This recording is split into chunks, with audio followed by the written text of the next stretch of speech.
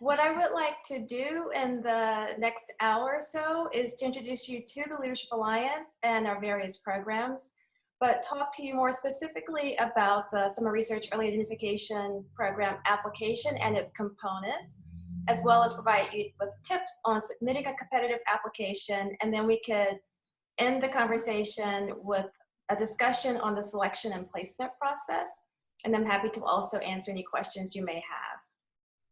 So what is the Leadership Alliance? So I am in Providence, Rhode Island, so it's 1 o'clock over here, and we are headquartered at Brown University, and we are a national consortium dedicated to increasing the access and providing opportunities for students from underrepresented groups in graduate training programs. And we're also committed to diversifying the professoriate and the research workforce broadly defined. And so our big mission is to develop underrepresented students into outstanding leaders and role models in all career sectors, in academia, business, and the public sector. So we have members all across the country. You see a good number of them on the East Coast. So if you're interested in doing research on the East Coast, you have a number of opportunities. And what's really nice is this membership is a dynamic composition of research institutions as well as predominantly undergraduate institutions that really help us identify talent that's coming from our member schools, but also from across the country, and to support students and research opportunities. And in order to fulfill our big mission of developing leaders and role models, developing underrepresented students and leaders and role models, we have established programs across the entire academic pathway. So our mentoring begins with workshops on what is research for undergraduates within their first year. FIRE is called a first year research experience. What I'll talk more about today is our National Summer Research Early Identification Program here.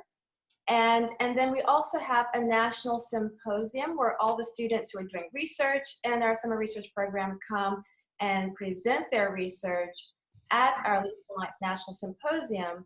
But we also continue to mentor students as they progress into graduate programs and postdocs. So we have a career development workshop at our national symposium. And we also work very closely with faculty to help them write grants. We have a grant writing coaching group at our national symposium. And we have a speaker series that allows our alumni and faculty to go and give either research talks or mentoring talks to students to share their career trajectories. And so if you don't, the one thing that I would love for you to get from this presentation is that, you know, once a student gets into one of our programs, they're a Leadership Alliance student for life, and so that we are committed to continuing to mentor students throughout their entire academic and professional pathways.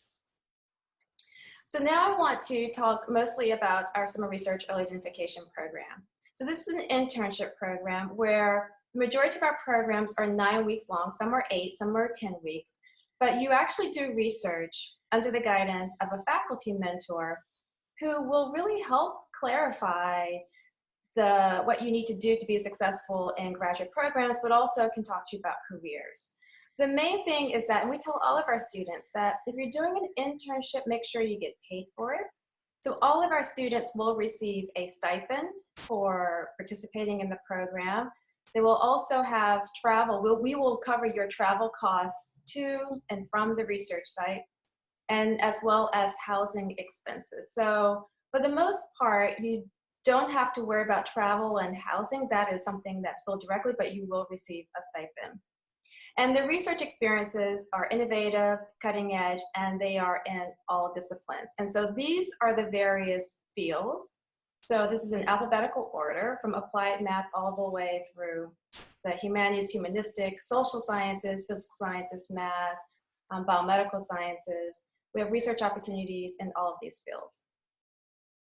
So I know that your program is focused in the social sciences, so I wanted to share with you a subset of our National Summer Research Early Identification Program, which is the Leadership Alliance Mellon Initiative, and that is for students who are interested in pursuing doctoral study in the humanities and humanistic social sciences. And of our research sites, these are institutions that offer specific research opportunities as a part of this program. And this program is more of a cohort model where each of these institutions will be supporting 4 to 6 students in the humanities and humanistic social sciences. And if you have more questions about that in terms of the disciplines, here they are. So the Leadership Alliance Mel Initiative fields for this program are listed here. And so if you're interested in doing research in any of these fields, then it's the same application and we'll walk through that. It's just that in this program, we actually have more mentoring and community building for undergraduates in the humanities and humanistic social sciences. And one example of that is during the summer, we actually bring students together from the sites here to a separate 1.5-day workshop where you get a chance to meet other undergraduates doing research in the humanities and humanistic social sciences, as well as grad students and faculty that talk about grad programs and careers specific for these disciplines. Okay, so those are the fields, so we'll keep that in mind. And so as I mentioned, all of our students who are doing research in our National Summer Program get a chance to come to the Leadership Alliance National Symposium. It's located on the East Coast. It's in Hartford, Connecticut. It's always the last weekend in July. And we actually start on a Wednesday, Thursday with a career development workshop for grad students and postdocs. And again, as I mentioned, we have a grant writing coaching groups for faculty from our minority serving partners. And the annual research conference is where all of the students who are going to be doing research within that program will come and do either an oral or a poster presentation. And as I mentioned, we are mentoring our students throughout the entire academic pathway. So we actually bring grad students who are undergrads in our program back to that conference, and we bring those who've completed their doctoral degrees back to that conference also. So it's like a big family reunion in a lot of ways, and it allows this tiered peer-to-peer mentoring. So if you're really interested in understanding what grad school life is like at certain institutions, then you have an opportunity to ask those questions with those who have gone that pathway. And I think what I really love about our program is that it is about access and opportunity, and it really is about quality mentorship that has really helped our students to navigate academic and career paths. And I wanted to highlight a story, Robert Gutierrez, who is at Brown in the PhD program, who came actually from a community college out on the West Coast and applied to our summer program, came twice actually. He came one summer and wanted to come back. This is his mentor in the second summer. And the mentoring that he received helped him to build research skills, helped him to understand what grad school life is like, helped him to understand the grad school application process as well as careers in his discipline. He's actually in biomedical engineering, and he's now in the PhD program here at Brown in biomedical engineering. He's been super successful in obtaining grants to support his thesis research. So this is one example of an outcome of how Robert came to us and had just wonderful mentorship that helped him to clarify what his academic and career path would look like. Okay, so that's globally about all of our programs and an introduction specifically to the SR-EIP program. What I want to do now is get into the nitty-gritty, if you will, about how to apply to our summer research early identification program. Okay, so the complete application is online at theleadershimalliance.org. These are the various components where we have contact, demographic information, relevant experience. We need 2 letters of recommendation, a statement of purpose, which is a 1,000-word essay. You get a chance to pick 3 schools to apply to, and we also need your transcripts with your fall 2018 grades. And so what I would like to do is also show you our website, and this way, as we're talking about some of the components, we can walk through the application portal. So these are the institutions that you can select 3 schools to apply to, right? This is the list of institutions. And so how do you select 3 schools? Well, on our website, we have a link to our research sites and where you can apply. These are all of the institutions that are listed here in the presentation. And here is where you will need to do your homework, because we have provided more information about each of our institutions with regard to the types of disciplines that we offer for research, whether or not previous research is preferred, or whether or not there is specific coursework that is required for the programs. And so we really recommend that you spend a lot of time on this list and identifying the 3 schools. Do not pick the schools just by name recognition, because we will try to place you with a faculty member that has a similar research interest as yours. So this is where you will need to do your homework and go through this list and make sure that they have the specific disciplines that you're interested in. And this is how you will start. And this program is for students who have research experience, but also for students who do not have any research experience. When Robert came to us, he had no research experience. And so if you don't have research experience, it is okay, but you're going to be wanting to look for those sites that says previous research not required. So this is from our website, and it's our research sites page. Okay. So let me just go back to the PowerPoint and okay, so selecting your 3 sites. So ask yourself these questions. You know, what are your areas of interest? And then what research sites offer that type of area? In the application, you can choose more than one research field and area of interest. But also, what is the common thread in the areas of your interest and that you are going to talk about in your statement of purpose?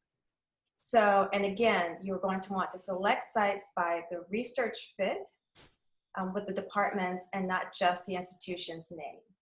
If you have a question, if you're not sure, then on the web page, there is an email address for the program coordinator. And we highly recommend that you send them a quick email letting them know that you're interested in applying to their program, and then asking them whether or not there are faculty who's available to do research in your area that will be able to take on a student for the summer. So when in doubt, reach out to the program coordinator and ask whether or not this is available. So this is what we just discussed on the website. And so I also want to talk about in terms of what are we looking for, what do we want to know about you in your application. And so this is broad strokes, and then we'll do a deeper dive in the next few slides. So what makes you unique? And what experience have shaped your goals or your interest to do research? And we also want to know, what are you interested in doing? What are the questions you want to explore? You know, what are you passionate about? What do you want to learn? Do you have experience in this field? And experience could be research experience, but it could also be coursework. Are there certain courses that you have taken that you're thinking, I want to learn more about this subject field? And what are your career goals? Where do you see yourself in the next 5 to 7 years? And how can the Leadership Alliance help you accomplish that goal? So broadly, these are the things that we want to know, because we definitely want to try and find, again, the right match for you, but also a supportive environment where you can ask questions, you can explore questions pertaining to your research, and really learn more about how to pursue your academic goals. So now, as I mentioned, that one aspect of the application was writing a 1,000-page essay, which is the personal statement, and so, or statement of purpose. So what I want to do now is go through the elements of a strong statement. And these are the things that we're looking for. We want to know about your goals, your research interests, your experience, and your fit for the program. So what I'm going to do now is first focus on your goals, and then I'm going to show you examples of statements of purpose where we've had students who've been successfully accepted into our program have articulated specific goals that have enabled us to understand how we can place the student. So we want to know if you're interested in pursuing a doctoral degree, a PhD or MD PhD degree, and because that's what this program is all about. If you haven't had research and you're still wanting to explore, we also want to hear that as well. But tell us if you know that the degree that you're interested in pursuing, how this degree will help you reach your career goals. And again, where do you want to be in a short and long term? So here is an example of a statement from a student's application describing their goals. So my plan after completing my current studies is to move directly into graduate school, work towards a PhD in clinical psychology. Later, I would like to continue working in smoking cessation and facilitate clinical groups. And this, doesn't mean that this is the one thing that you will do, but this is some of the things that they've been thinking about as it pertains to that field. So the idea is to sort of start thinking about, again, if you want to pursue a PhD in that field, then what do you think you would like to do as a career goal or in terms of research? And so I believe it is in this area of research where I can make the greatest contribution, combining my strong analytical background with my creativity as a scientist. Okay, now your interest. This is where you want to talk about your research interest. How did you come to know about this field? Why are you interested in doing this type of work? And how does this research passion align with your career goals? This is super important.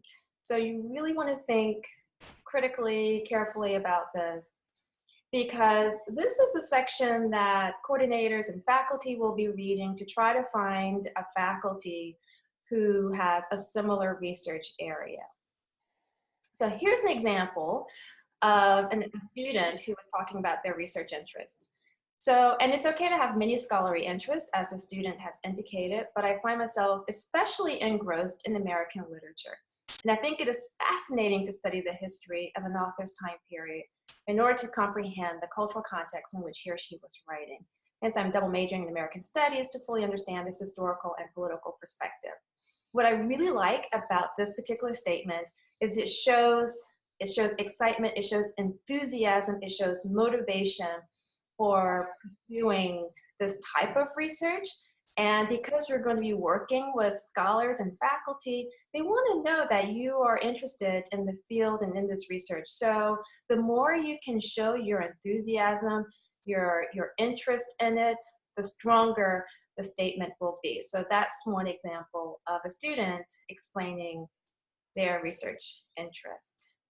Okay, now we're going to move into your relevant experience and also your research experience, right? So here, there's be an opportunity, if you have done research experience, you can talk about the project, you can talk about the mentor, you can describe the methodology that you used and the time that you've conducted your research. But it really should be about also the questions. What were the questions that you were exploring? And like I said, it's okay to not have research experience. And if you don't, then talk about the courses that you've taken that have helped to make you want to further pursue this research. And also, if you have had any types of leadership roles on campus, or other examples where you are asking lots of questions or showing that you have effective time management skills or leadership skills, then we'd love to hear about that as well. And there's a section in the application. So now here's an example of someone who's had research experience in the sciences. And so again, a couple of key words, my passion, my dedication to science, I was able to participate in this research initiative where the student conducted research toward this. The goal of the project is listed here, and By analyzing this, they talked briefly about the results, briefly about the experiments, the techniques that they used, and about the data that they obtained. So it's very concise. It doesn't focus only on the techniques, because in the biomedical sciences, we're not trying to train technicians. We want all of our students to learn how to think critically, and we want them to develop analytical skills. And so we want you to talk about the research from the point of view of, these are the questions that we asked, this is the goal of the project, and this is how we explored this project, this research. Now, if you don't have research experience, here's an example of a student who talked about that. So although I do not have any experience doing research, I do have experience writing papers, as well as analyzing and working with data. And at this institution, they took an intro course that requires students to write various papers. To be successful, we were required to analyze data and use other computer language and write reports on our findings. So this is not research, but it did give me a glimpse into what would be required in becoming a researcher. Okay. So you can also talk about, in relevant experiences, you can also talk about your community service, extracurricular activities, any types of honors or awards that you've had, internship or tutoring opportunities, any presentations that you've done, any publications that you're on, and any type of leadership that's not listed anywhere else. These are some of the other types of subjects you can talk about if you don't have research experience, or in the area, in the part of the application where you can describe relevant experience. And for any of these, we would like to know what was your role and responsibility in either of these experiences. What organizational management skills were needed to be effective? What were some of the accomplishments of the effort or the event? And, you know, did you take a leadership role in any of these experiences? So the relevant experiences is limited to 100 words. So I've taken the liberty to show you a few examples of relevant experience that's not related to research experience. And each of these examples are less than 100 words. And so this is a student who talked about, you know, being a member of the Management of Supplies Committee for the Sing and Sew project. It provided the objective of the project, and then they talked about, you know, what they did, and then they also talked about the different types of activities. So it's an extracurricular relevant experience that provided with us some understanding of students' interest in this particular activity, but also sort of some of the activities, some of the things that they did. They were in charge of finding donors and organizing donations for the effective distribution in each community. So these show skills that are related to being very proactive and reaching out and having good time management skills. When we're reading these applications, we'll sort of read between the lines and see how these skills are relevant and sort of the research experience. So here's one where a student was in a competition and led the team for this innovation challenge. And it was a freshman innovation challenge. And so first, the student talked about that they placed third out of 80 competitive teams in the competition, talked about the challenge, and the student talked about his primary responsibilities as leading this team and the result of the experience. So this was very nice to know that the student is not only a leader, but also a great team player and was able to share a lot of responsibilities. Okay, so another relevant experience example, again, 100 words or less, is an internship as a college fair planning intern. My job was to. So they talk about the roles and responsibilities. They were also asked to be a mentor to high school students in the DC area. This is great because, again, our program is about developing students into outstanding leaders and role models. The great thing about Leadership Alliance is that we have grad students who are mentoring undergrads at our symposium, and those who've gotten their PhDs, they're continuing to mentor. So they're all contributing to the cycle of mentorship, which makes us successful and helps us to continue our big mission.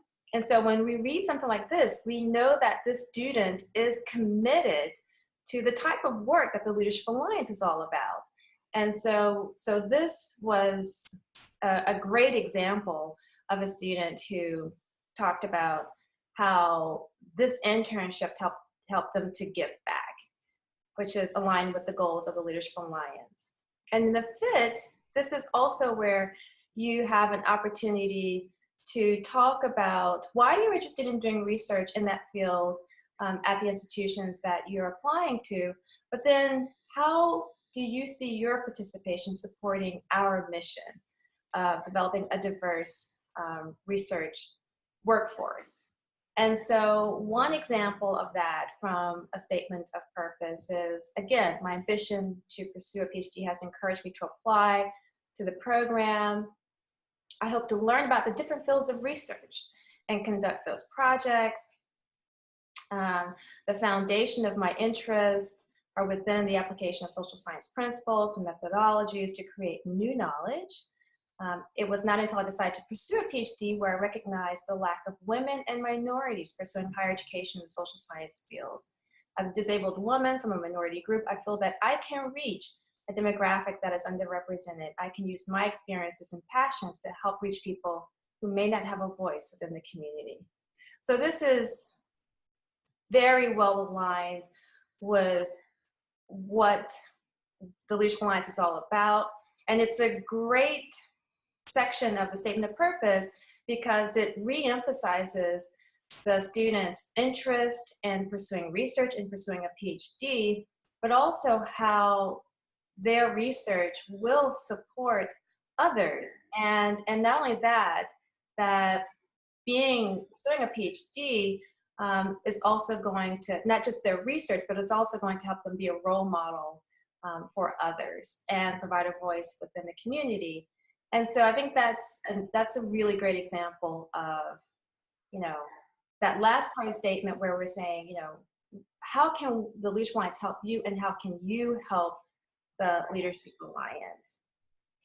So I'm going to briefly go over the placement process, and then I'm going to walk you through. We're going to go into the application portal, and so you can see some of the things. And I think I'm leaving a lot of great time for question and answer. Okay, so again, as you're writing your statement of purpose, are you demonstrating an understanding of questions and issues within your discipline? Do you have enough information within your statement that will allow us to identify potential faculty members whose interests are similar to yours? Making sure that you have the coursework necessary for this research if you don't have research experience. And also, it's critical to make sure that your recommendations attest your determination and hard work. And on this note, I'm going to stop and just talk about how critical getting 2 strong letters of recommendation is for the application. We have a holistic review of the application, but the letters of recommendation are important because it's faculty talking to faculty. And I think, it's not just about the grades. It's about what you write in your statement in terms of your interest to pursue a career, your perseverance, your ability to overcome obstacles. A PhD program is not easy, and it is really a marathon, not a sprint. And we're looking for students who have that level of aptitude, but also ability to overcome obstacles during that process. And so when faculty are able to talk about your potential to do research, it really speaks volumes. So whereas we ask for your fall transcripts, all of your transcripts, including your fall grades, we want to hear more from your voice of what you're interested in and why you're interested in the program. And then we want to hear from your professors or administrators, someone who knows you well. And so the idea is to reach out to them very early on. The deadline is February 1, and everything has to be in by February 1. But the goal is to go and talk to a professor and administrator super early on and let them know about the program. We have our brochure, PDF of the brochure on our website. And so if you want to make an appointment with a professor and administrator, then send them the link to the program and say, I would like to schedule time to speak with you about my interest in applying to this program and to see whether or not you would be able to serve as a recommender for me and provide a strong letter of recommendation. And then when you meet with them, let them know that this is the program that you're interested in. Talk about what you're interested in as well. Once you've had that conversation, then follow up with them with a resume about what you've done. If the professor administrator is willing to review your statement of purpose, it's great to provide them with a draft of that. But the idea is that you really want to be able to give them enough information so they can write a strong letter of recommendation. Oftentimes we see that student X was in my class and showed up and made an A or a B and did a great job, and that's it. And it could be a one-paragraph letter. That does not tell us a lot about your ability to do research. And so you really want them to be able to talk about your potential for this program. And so that's why making time to meet with the professor administrator, sharing the program information with them so they can write a letter specific to that, and also reminding them. I just finished a whole slew of recommendations, 13 recommendations for just one student.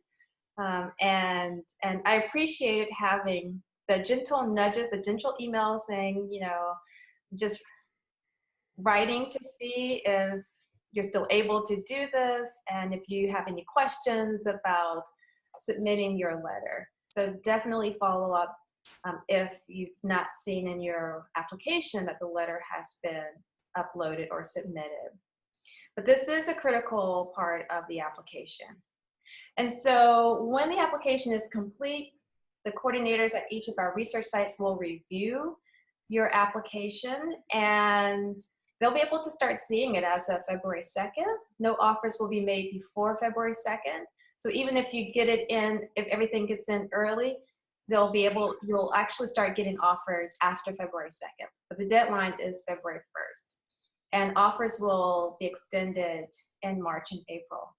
I will say this, and please make note of this, and we'll talk about this once we go through the application. And that is, we have a question that we ask to say that if you do not receive an offer from one of the 3 sites that you applied to, then do you give Leadership Alliance permission to circulate your application to another research site? You should say yes. This is not a guarantee that you will be accepted into the program, but it does increase your chances of getting into the program. So that is something that you definitely want to say yes to. Okay, so tips, do not wait until the last minute. The application is open. The deadline is February 1. Find faculty recommenders who know you well and can write a strong letter of recommendation. And again, the 3 sites is also critical for a competitive application, and because we are trying to find places with faculty of similar research interests. All right, so I'm going to end the PowerPoint here, and now what I'm going to do is sort of walk you through the application. So from our website, you will be able to log in, and I'm already logged in. So I'll just basically show you, this is what you'll see when you go to the portal. And so when you log in, once you have to register, and once you get all your credentials, then we have two sites here, the SR-EIP and the LANS. This is for the students who have already been accepted into the SR-EIP who now are going to register for our Leadership Alliance National Symposium. So you don't need to worry about this. This is what you want to look at. And I guess I have been logged out. So I'm going to sign back in. Okay, so the SR-EIP instructions, this is really critical to review because it has instructions on all aspects of the application. So this is something you definitely want to read. It also gives you the questions that we've talked about in terms of the statement of purpose. It gives you a lot of the tips that I discussed with you on the letters of recommendation. It gives you information about the transcripts. So I highly recommend that before you get started that you read these instructions first, okay? Now, this is the dashboard for the SR-EIP application. You cannot get started until you actually go and view the terms of service and then accept that. Okay, and so you can always navigate back to the dashboard with that. You'll see that there, each of these sections that I talked about, this was the demographics, contact information, education, relevant experience, the statement of purpose, the letters of recommendation, and the transcript. Okay, so you see that this is complete. Whenever you have a section that is complete, it will become this green color here, okay? And so in terms of demographics, this is pretty straightforward, where you enter your demographic information. The great thing about the application is that you can save and exit. You don't have to do everything at the same time. But if you don't save here, then you will lose it when you go to next. Okay. Now, we are at interest in schools, and this is where you can select first, second, or third choice in terms of your schools. The key thing is to know that if you select a discipline, then it's going to only provide you with the institutions that offer research in those disciplines. So you won't see the full list of institutions that we've had research programs. So, and it's similar for the first research field is the broad field, broad discipline, and then you can go more into the very specific types of research that you might be interested in. And again, this is going to give you the types of institutions that offer research in that field and in those areas of interest. So once again, you do not want to do what I did, which just was to pick like that. You definitely want to make sure that you have taken time to study the sites and have an idea of the area of interest that you want to do in order to pick your first, second, and third choices. This is the question that I mentioned. In the event you are not selected at one of your three choices, may we submit your application to another Leadership Alliance student? And this is where you say yes. How did you hear about it? These are just data that we want to know just in terms of how we are marketing our information. So then that's that piece. So I can go back in if I want and enter in any information. But if you're entering information and then you want to get out of the application, once again, make sure you save and exit. So here is your undergraduate institution information that you can include. These are just data that we love to collect. If you have any questions, you can feel free to contact me. Barbara Kahn is our summer research program coordinator, and you can also, I can give you her email address, but actually, so there's the education and experience, relevant courses, languages, etc. This is if you have research experience. If you do not, it's okay. Then you can continue. And this is where you talk about the relevant experience. The different examples that I gave you, those short paragraphs of the different types of relevant experience as it pertains to extracurricular activities, honor, award, recognitions, or internship opportunities. This is where you would add that relevant experience, okay? And then that's it for that section.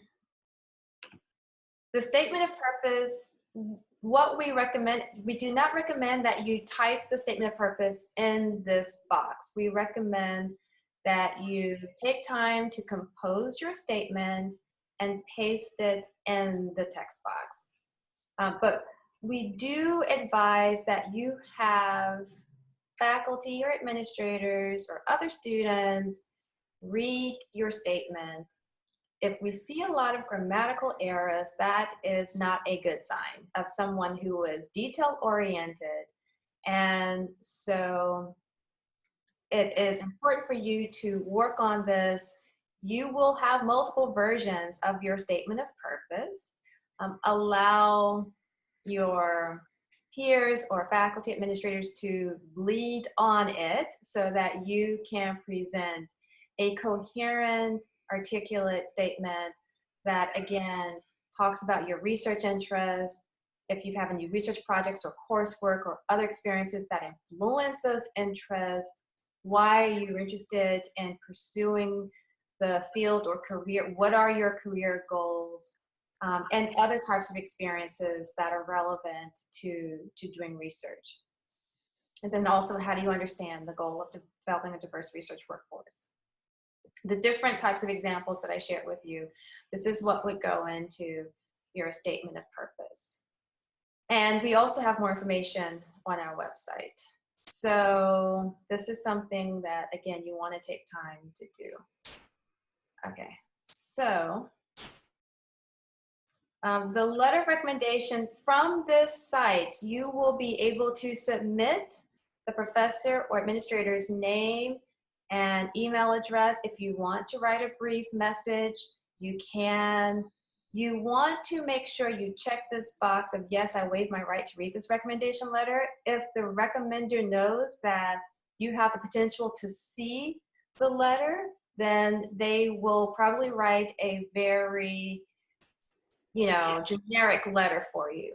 So definitely waive your right to read the recommendation letter, and you can request 2 letters of recommendation, okay? Now, they're the ones who will be submitting it. You will request it, but they will be the ones who will be submitting it. So contact them early. If you can, try to contact them before the winter break, and then remind them so that they get their letter in by February 1. Okay, your application is not incomplete until each of your recommenders has submitted their letters. And your transcript, we have provided opportunities to upload unofficial transcripts, but we still need your fall 2018 grades. If you are scanning copies of those transcripts, we need for you to make sure that you erase or cover your Social Security numbers. And so we are no longer accepting transcripts that are sent to our office. All of the information is here. Okay. And then once that is, you hit the submit your application button, and then you wait to hear back from us. We have frequently asked questions, and basically these questions are populated by students who have asked questions in the past. So if you've got a question that you don't see here, If it's something that we have not answered, we will definitely add this to this list, but definitely take time to go through this also to see if you have questions about the application. Okay, so yeah, I think I'm doing great for time.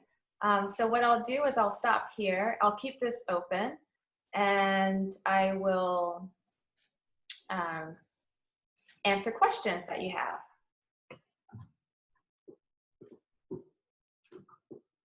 Hello. Hi. So I am a parenting student. How would that work in regards to like bringing my daughter? I don't know if it is open for parenting students. I am a single mom, so she is stuck to me by my hip. So I guess my question is that feasible to still apply? Yeah, that's a great question.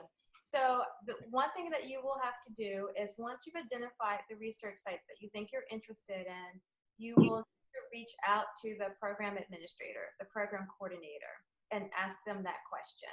Because each of our sites will have different capacity in terms of the housing. The majority of students are housed in dorms on our individual campuses. And I do know where other institutions have been able to make additional housing. So the idea would be to reach out way in advance as you're applying and ask that question so that they can be made aware of the need to identify additional housing options if necessary. Okay, thank you so much. Yeah, that's a great question.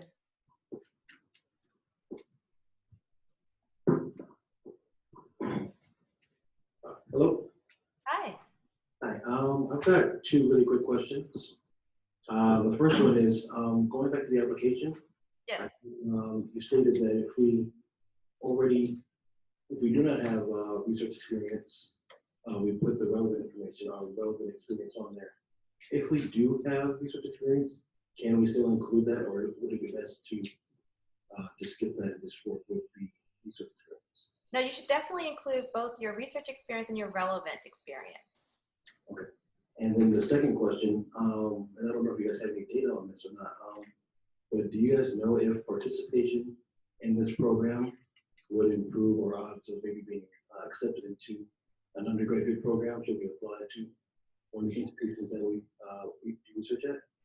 Yeah, so we've seen from other students that, and this is, although it's anecdotal, I mean, I think it applies, that students who participate in our program, it has helped them to do better in their courses that will make them competitive for transitioning into four-year colleges. And the other thing is that it does make you competitive. We saw this with Robert's story of him moving into a four-year school also. He actually, it was really interesting, once he came to, it was his first time on the East Coast. It was his first time at Brown, and he totally fell in love with it. And he decided to actually apply to Brown for the 4-year. And I wrote a letter of recommendation for him. And it was, he was actually waitlisted for Brown's program, which was, it's extremely competitive. He decided to stay on the West Coast because he has family there, but doing research, you know, at Brown or at a place where at Brown helped him to it helped him first to really think about the types of four-year places that he wanted to go to. It helped him to understand the resources that he wanted to take advantage of at the college and universities he was thinking about transferring to, because that way he could continue to do research. So it helped him to really ask different questions that he would not have asked had he not had that experience. So it really helped him to clarify the places where he wanted to go, the resources that were there so that he could continue to do research, and it also made him more competitive. Thank you.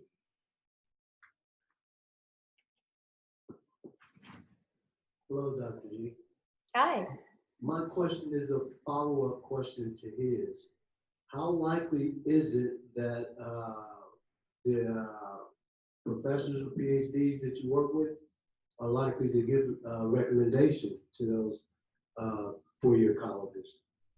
Yeah, so that depends on how you do over the summer, right? So what we tell students is so the majority of programs are 9 weeks long.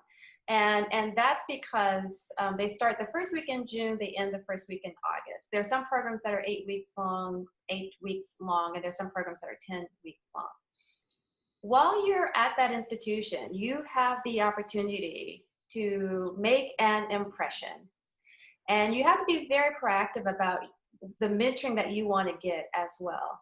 So you need to be able, a lot of times, particularly in the sciences, that they're either working with grad students, and even the social sciences, you have potential work with grad students as well as faculty.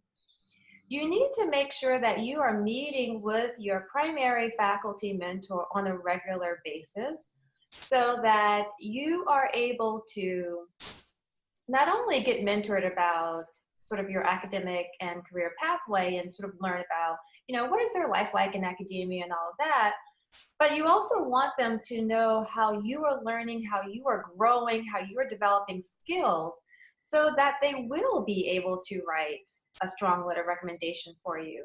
So that letter is going to be dependent on your performance in the program. And so we've had some students who have done really well. They worked really hard. They were very professional. They showed up, and even when they couldn't, they sent an email, a professional email, because it really is a job. We are paying you to do this, to do research. And when they see how the student is asking good questions, they're just like, I can see how this student would be a really good fit in our department. A number of our students who come into 30% of our students in a STEM disciplines who've come into our program, did a research within our program, have gotten into or completed a PhD degree at the place where they actually did their research. So you have an opportunity to make an impression with your faculty member, to be able to get a strong letter of recommendation for moving into a four-year school, but even after, because a number of our students stay in touch with their faculty mentors, even though they've left them.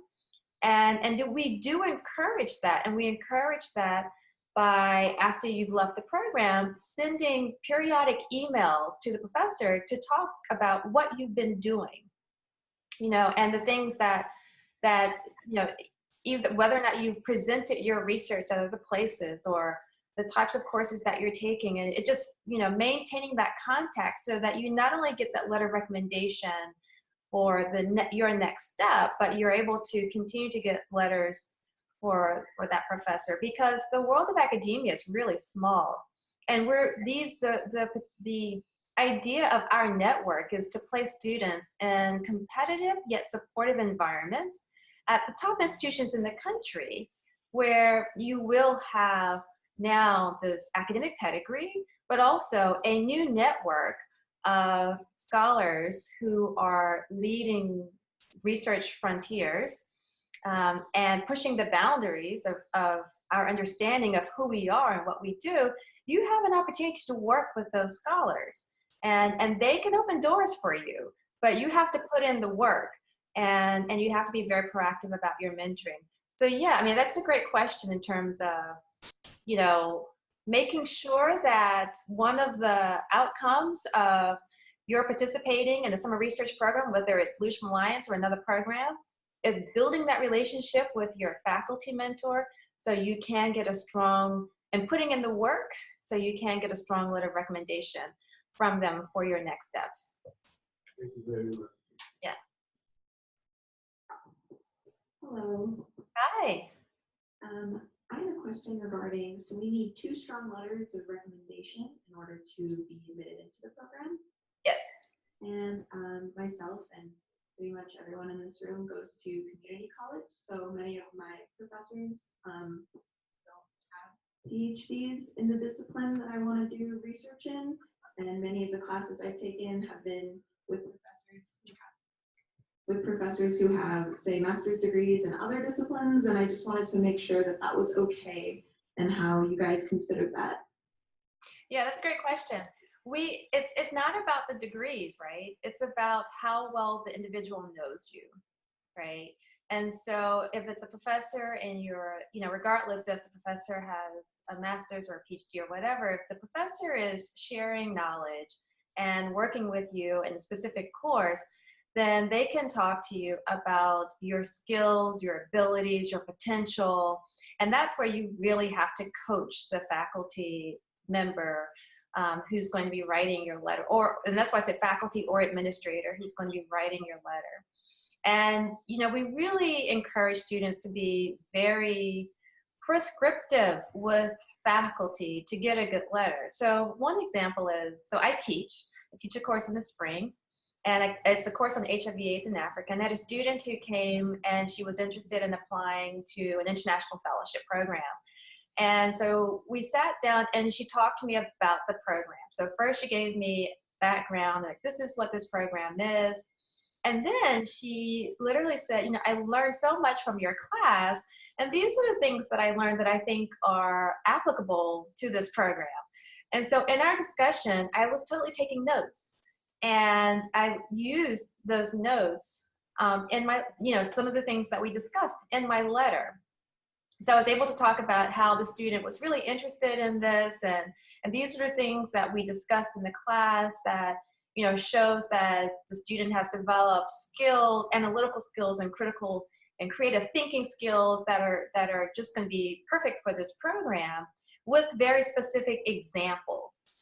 And so I think that it's not just going to your professor to say, can you write me a letter? It really is spending time with whomever's going to write that letter and coach them, and even in a follow-up email, thank them for, taking the time to write the letter, and just sort of, these are some of the things that we discussed that I think, show my potential for this program.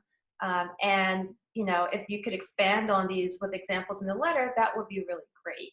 And so I think it is, the reason why we spend so much time on this is because we've seen so many bad letters, even from, professors with PhD degrees. It doesn't matter whether you have a PhD degree or a master's degree, we've seen bad letters. So it really is about the content of the letter, how well that individual knows you, and how well that individual can really speak to your potential to do research. Does that help? Absolutely. Thank you so much. Hi, Dr. G. Thank you for taking time out of your day to do this presentation. I just had two quick clarifying questions. You mentioned the Leadership Alliance Mellon Initiative for Humanities and Humanistic Social Sciences. Yes. And I was just wondering if that's the same application process as so this is all the same application process? Yes, it is. And okay. So basically, definitely go to on our website, we actually have a link to the to LAMI, and so if you go to programs and SR-EIP, so you'll see here Mellon Initiative, and it provides a brief description of the program, a little video, and it has here the participating institutions. So if you're interested in being part of LAMI, then you would be looking at these, you would be selecting out of these participating institutions. And you'll be selecting 3 from this list. And so these are the fields of study here. And it's supported by the Mellon Foundation, which is why it's called the Leadership Alliance Mellon Initiative. And so this is great, but the key thing for this one is finding the right faculty, because particularly in humanities, not all faculty are available over the summer. They're away doing research. So this is where you need to be very deliberate and very proactive about reaching out to the institutional coordinators to say, I'm really interested in applying to this program. I'm interested in doing research in these fields, but I want to make sure that you have faculty who's going to be around over the summer to do research. So that's been one of the challenges that we've seen for this program. So, but you would be selecting, you know, if you're interested in any of these fields, the Mellon fields of study, then you'll be selecting from these three. But the application is exactly the same. And there is no, you know, as you noticed on the application, when we walked through it, there is no drop down for LAMI or anything like that. It's just that when you're selecting your research sites, you would go to this. And then in your statement of purpose, you can talk about the Mellon Initiative and why this will be a good fit for your research experience, because it is a different model. So we are looking for each of these campuses to have a cohort of 4 to 6 students who's going to be doing research in those fields. There's a grad student in humanities or social science who's going to be working with the group. There's our LAMI Day, that separate workshop that we have for students, and all that travel to the institution, we pay for. We pay for you to come to our symposium. So basically, when you get into the program, you know, the majority of your costs are covered. So for the stipends, some of them have meal plans, and some of them you have to use your stipends to buy food. But in a lot of our programs, we do a lot of dinners and lunches, so you don't have to use a lot of your stipend for food during the summer. But that stipend is your take-home money. And so if you're interested in this, then definitely talk about, you know, why you're interested in the Mellon, our Additional Alliance Mellon Initiative, what types of research you're interested in doing, and how your experiences, your interest would be a good fit for this. But it's the exact same application. It's just that you really want to pick from these 3 schools. Okay, and then just one more clarification. Would we be able to apply for both the Mellon Initiative and a different social science site? So for example, I'm in the political science field, and I'm interested in both political theory and comparative politics. And if I were to apply to different sites, like say one site is a Mellon site, and then a different site is a comparative politics site, is that perfectly feasible? Yes, that's definitely feasible. So the difference is that, let's say that you want to do political science at Vanderbilt, and Vanderbilt's not a participating institution. Then if they have a faculty member who is available to do the similar type of research, they will match you. And so the idea is that by going to Vanderbilt, you'll get a research experience, but it won't be part of the Leadership Alliance Mellon Initiative. So you won't go to LAMI Day, but you'll be a social science student. So that's the only difference. Okay, great. Thank you so much. You're welcome. Hi there. I was wondering if we could include, like for the relevant coursework section, if we could include classes that we'd be taking this upcoming spring. So we wouldn't have a grade for the classes yet. We'd be taking them while submitting the application. Yeah, that's a great question, actually. So, you know, you may want to talk about that in your statement of purpose, right? And in the relevant courses, as you're going through, you may want to talk about what you've taken so far, but because you could either talk about a relevant experience, or you could also elaborate on it in the statement of purpose. So if you want to, you know, use your relevant experience to talk more about your, you know, accomplishments, or, you know, sort of other extracurricular activities, then definitely in the statement of purpose, talk about the courses that you will be taking. You will have more room to elaborate on the new coursework that you'll be taking specific to the type of research that you're interested in the statement of purpose, because you have 1,000 words versus in the relevant experience. So I would say, you know, I would say actually talk more about that in the statement of purpose. Okay, cool. Thank you so much. Yeah, great question. Hello, my name Hi. is Luna. I have a question for you. First, I'd like to again thank you for taking the time to explain this to us. For the Leadership Alliance, not to sound disrespectful at all in any way, but what is the time commitment each week for the 9-week program? Would it be an option to maybe get a part-time job around where we would be researching? No, thanks for the question.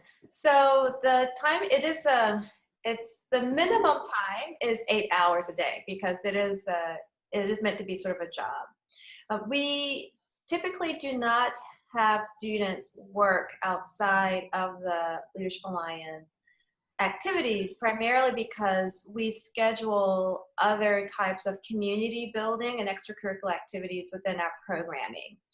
And so that's why we provide a stipend so that you don't have to work outside of the Leadership Alliance.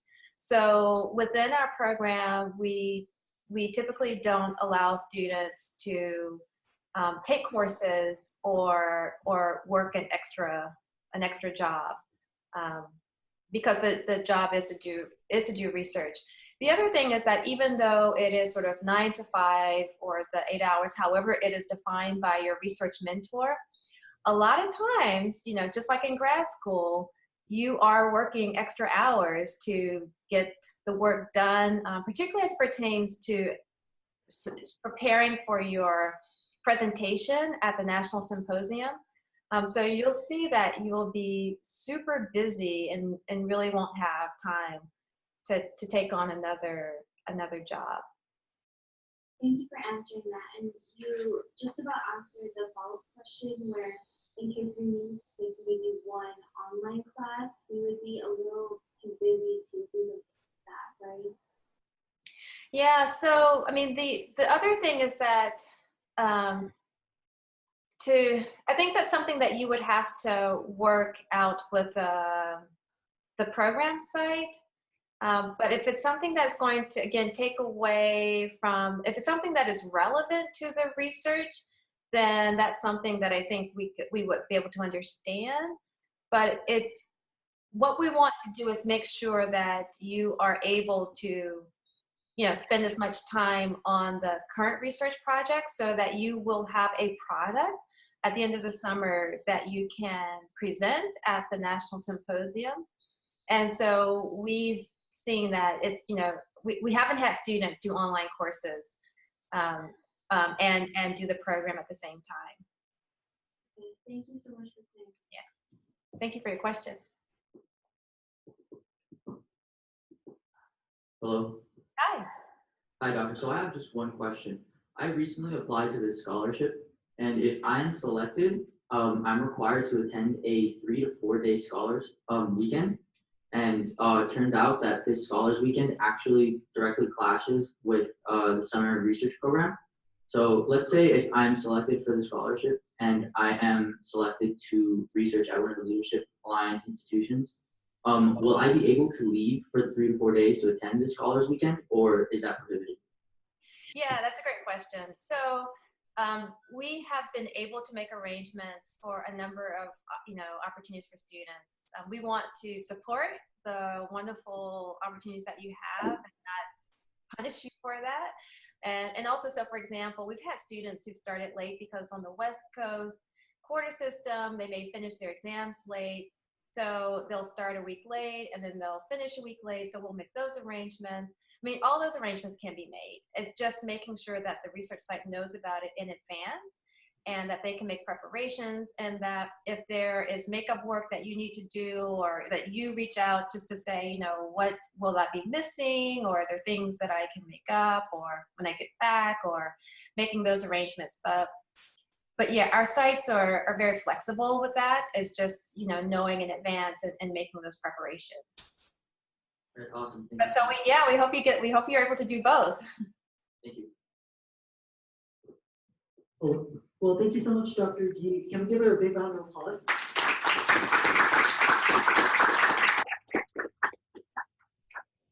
Is there anything else you want to say before we disconnect from the video conference?